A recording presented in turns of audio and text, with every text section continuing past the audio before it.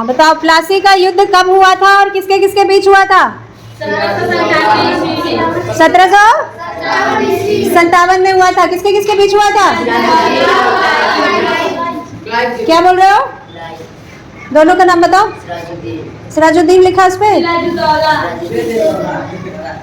हाँ फिर से बताओ, किसके किसके बीच हुआ था? सिराजुद्दौला और क्लाइव के बीच हुआ था। कौन जीता था और हारा कौन था? ओके।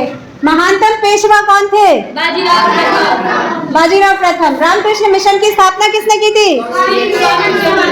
स्वामी विवेकानंद ने। ठीक है, अगला क्वेश्चन है, दीन ए इलाही की स्थापना किसने की थी?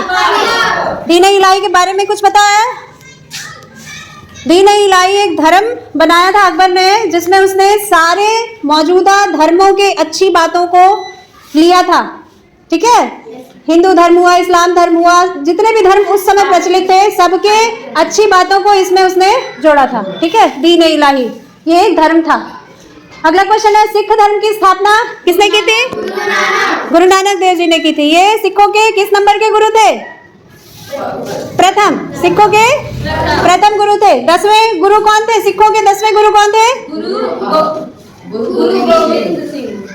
गुरु गोविंद सिंह। ठीक है, ओके। पानीपत का प्रथम युद्ध कब हुआ था? 1526 में। और हर्षवर्धन के शासनकाल में भारत कौन आया था? हुएनसांग। कौन आया था? ठीक है, अच्छा नेक्स्ट क्वेश्चन है, मध्यकालीन भारत की प्रथम महिला शासिका का नाम? रजिया सुल्तान। अगला है, सम्राट अशोक के पिता कौन थे? बिंदुसार। उसके बाद है, गौतम बुद्ध का जन्म कहाँ हुआ था? नेपाल के लुम्बिनी में, है ना? तो ऑप्शन में या तो लुम्बिनी दिया होगा या नेपाल कोई भी दिया हो सकता है। ठीक है, इसलिए दोनों बता दिया मैंने। ब्रिटिश भारत की राजधानी दिल्ली से पहले कहाँ थी? कहाँ थी? पहले इसका नाम क्या था? पहले इसको कलकत्ता कहते थे, अब इसका नाम बदल के क्या हो गया? कोलकाता। ठीक है, अगला क्वेश्चन है, गांधी जी को सर्वप्रथम राष्ट्रपिता किसने कहा था? सुभाष चंद्र बोस ने।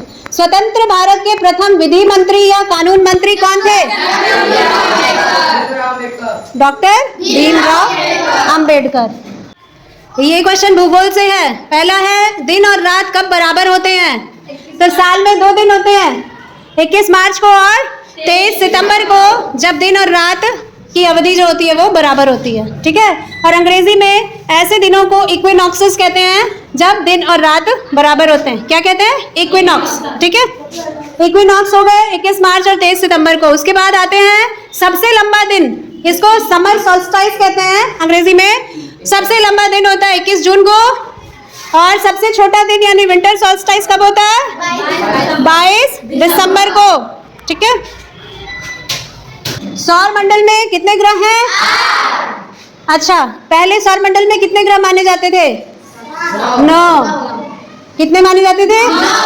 जो अंतिम ग्रह था सौर मंडल का, उसका नाम था प्लूटो, और हिंदी में उसको यम कहते थे। उसको हमारे सौरमंडल से किस वर्ष में हटा दिया गया, यह कहते हुए कि वो हमारे सौरमंडल परिवार का हिस्सा नहीं है? 2006। कब? 2006 में ये डिक्लेयर हो गया था कि हमारे सौरमंडल में केवल 8 ग्रह हैं, प्लूटो या यम हमारे सौरमंडल का हिस्सा नहीं है। ठीक है, उसके बाद है, वी आकार की घाटी का निर्माण किसके द्वारा होता है? नदियों के द्वारा। ठीक है, आगे के हमारे क्वेश्चंस हैं, कौन सी नदी दक्षिण की गंगा कहलाती है? फिर से बोलो। गोदावरी नदी। सुंदरवन को और किस नाम से जाना जाता है? किस प्रकार के वन है सुंदरवन? Mangrove one. मैंग्रोव वनों को सुंदरवन के नाम से भी जाना जाता है। सुंदरवन डेल्टा किन नदियों के मिलने से बना है? गंगा, ब्रह्मपुत्र और मेघना नदी। ठीक है, और ये कहाँ स्थित है मालूम है तुम लोगों को? भारत में नहीं है? देखो, बंगाल की खाड़ी सुने हो ना, वहीं पे ये सुंदरवन स्थित है। ठीक है, सुंदरवन बहुत घने जंगल हैं, वो बंगाल की खाड़ी और बांग्लादेश के पास स्थित है। ठीक है, उसके बाद क्वेश्चन आता है, अधिकतर कपास की खेती के लिए उपयुक्त मिट्टी कौन सी होती है? काली मिट्टी। अगर तुमको ऑप्शन में काली मिट्टी दिया है, लाल मिट्टी दिया है, जलोढ़ मिट्टी दिया है, ये सब दिया है, तो उसमें से काली मिट्टी सही होगी, ठीक है। अगर ऑप्शन में बलुई भी दिया है तो बलुई मिट्टी भी सही होगी, हो सकता है काली ना दिया हो, बलुई दिया हो, ठीक है, तो उस केस में बलुई मिट्टी चुनी जाएगी। उसके बाद है नागार्जुन सागर बांध किस नदी पर स्थित है? कृष्णा नदी पर। और भाखड़ा नंगल बांध किस पे स्थित है मालूम है? पंजाब में भाखड़ा नंगल बांध